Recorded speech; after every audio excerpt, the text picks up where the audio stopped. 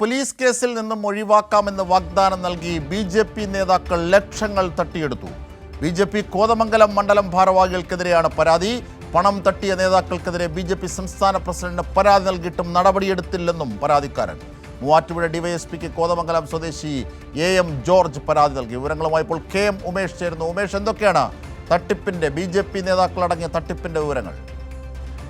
അജിംഷാദ്, ഇന്ന് രാവിലെയാണ് ഈ കോതമംഗലം ചേലാട് സ്വദേശിയായ എം ജോർജ് എന്ന് പറയുന്നയാളും കുടുംബവും ബി.ജെ.പിയുടെ കോതമംഗലം മണ്ഡലം കമ്മിറ്റി ഓഫീസിന് മുന്നിൽ കുത്തിയിരിപ്പ് സമരം നടത്തിയത്. ഇതിനിടയിൽ മണ്ണെണ്ണ കുപ്പിയൊക്കെ അദ്ദേഹം കയ്യിൽ കരുതിയിരുന്നു. ആത്മഹത്യാ ശ്രമം ഉൾപ്പെടെ നടത്തി എന്നുള്ളതാണ് പറയുന്നത്. പക്ഷെ പിന്നീട് പോലീസ് ഇടപെട്ട് അനുനയിപ്പിച്ചു. ഇദ്ദേഹത്തിന്റെ പ്രധാന പരാതി എന്ന് പറയുന്നത് ഇദ്ദേഹത്തിന്റെ മകൻ ഒരു കേസിൽ ഉൾപ്പെട്ടിരുന്നു. കാസർഗോഡ് സൈബർ ക്രൈം രജിസ്റ്റർ ചെയ്ത ഒരു കേസാണ്. ആ കേസിൽ നിന്ന് കേസ് വന്ന ഉടൻ തന്നെ ഇദ്ദേഹം ബി.ജെ.പി. നേതാക്കളുമായാണ് ബന്ധപ്പെട്ടത്. കാരണം അദ്ദേഹത്തിന്റെ സഹോദരൻ ന്യൂനപക്ഷ മോർച്ചയുടെ ഭാരവാഹിയാണ്. അതുകൊണ്ട് സഹോദരൻ മുഖേന ബി.ജെ.പി. നേതാക്കളുമായാണ് അദ്ദേഹം സംസാരിച്ചത്. അങ്ങനെ ഈ വിഷയത്തിൽ ഇടപെട്ട കോതമംഗലം ബി.ജെ.പി. കോതമംഗലം ഭാരവാഹികളായ ഉണ്ണികൃഷ്ണൻ മാങ്ങോട്, ഒപ്പം ഒരു സുനീഷ്, ഈ രണ്ടുപേരും കോതമംഗലം ജനറൽ സെക്രട്ടറിയാണ്, മണ്ഡലം ജനറൽ സെക്രട്ടറിയാണ് ഉണ്ണികൃഷ്ണൻ, ഒപ്പം മണ്ഡലം സെക്രട്ടറിയായ സുനീഷ്, ഈ രണ്ടുപേരും ഈ വിഷയത്തിൽ ഇടപെടുകയും ഈ കേസ് ഒഴിവാക്കി തരാൻ പണച്ചെലവുണ്ട് എന്ന് ഇദ്ദേഹത്തെ ധരിപ്പിച്ചു. അതിന്റെ അടിസ്ഥാനത്തിൽ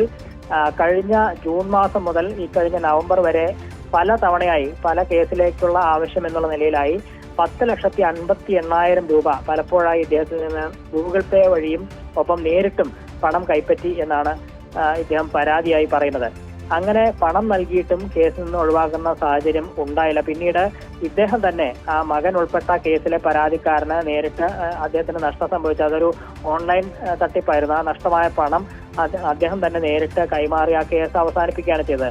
അപ്പോൾ കേസ് ഏതൊക്കെ നേതാക്കന്മാർക്കെതിരെയാണ് ഇത്തരത്തിൽ ഗുരുതരമായ ആരോപണം ഉണ്ടാകുന്നത്? മാത്രമല്ല, എത്ര രൂപയാണ് കൈക്കൂലി വാങ്ങിയത്?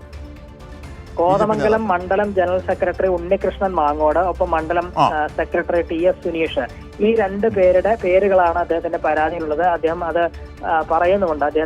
അദ്ദേഹം നമുക്ക് നൽകിയ അഭിമുഖത്തിൽ ആ കാര്യം പറയുന്നുമുണ്ട്. ഈ രണ്ടു പേരാണ് പണം വാങ്ങി നൽകിയത്. പലപ്പോഴായി 10,50,80,000 രൂപ, അതായത് 11 ലക്ഷത്തോളം രൂപ ഇവർക്ക് നേരിട്ട് നൽകി എന്നുള്ളതാണ് പറയുന്നത്. അങ്ങനെ കഴിഞ്ഞ ജൂൺ മുതൽ നവംബർ വരെയാണ് ഈ പണം നൽകിയത്.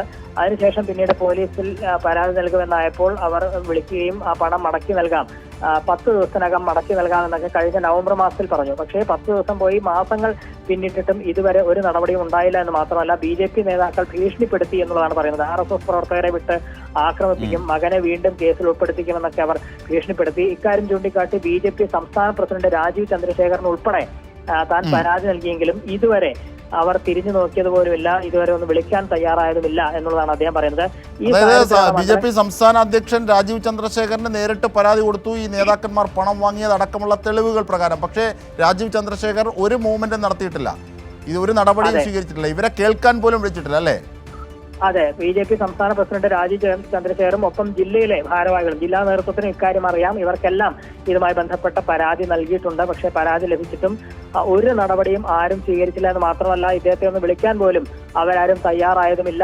പകരം ഭീഷണിപ്പെടുത്തുകയാണ് ചെയ്തത് എന്നാണ് അവർ പറഞ്ഞത്. ആ സാഹചര്യത്തിലാണ് അദ്ദേഹം മൂവാറ്റുപുഴ ഡിവൈഎസ്പിക്ക് പരാതി നൽകിയിട്ടുണ്ട്. ആ പരാതിയുടെ അടിസ്ഥാനത്തിൽ കോതമംഗലം പോലീസ് ഈ കേസിൽ അന്വേഷണം ആരംഭിച്ചിട്ടുണ്ടെന്ന് പറയുന്നു. ഒപ്പം ഈ മണ്ഡലം കമ്മിറ്റി ഓഫീസിന് മുന്നിൽ ആത്മഹത്യാ ശ്രമം, കാരണം അദ്ദേഹം സാമ്പത്തികമായി ഏറെ തകർന്ന അവസ്ഥയിലാണ്, അതുകൊണ്ട് ആത്മഹത്യാ ശ്രമം വരെ അദ്ദേഹം നടത്തിയായിരുന്നു. ആ ഘട്ടത്തിലാണ് പോലീസ് അടക്കം ഇടപെട്ട് ഇവരെ പോലീസ് സ്റ്റേഷനിലേക്ക് വിളിച്ച് അനുനയിപ്പിച്ച് കൊണ്ടുപോവുകയായിരുന്നു. ഒപ്പം പരാതിയിൽ പോലീസ് അന്വേഷണം ആരംഭിച്ചിട്ടുമുണ്ട്. അജിംഷാദ്. ശരി, ഉമേഷാണ് വിവരങ്ങൾ, വിശദാംശങ്ങൾ നൽകിയത്.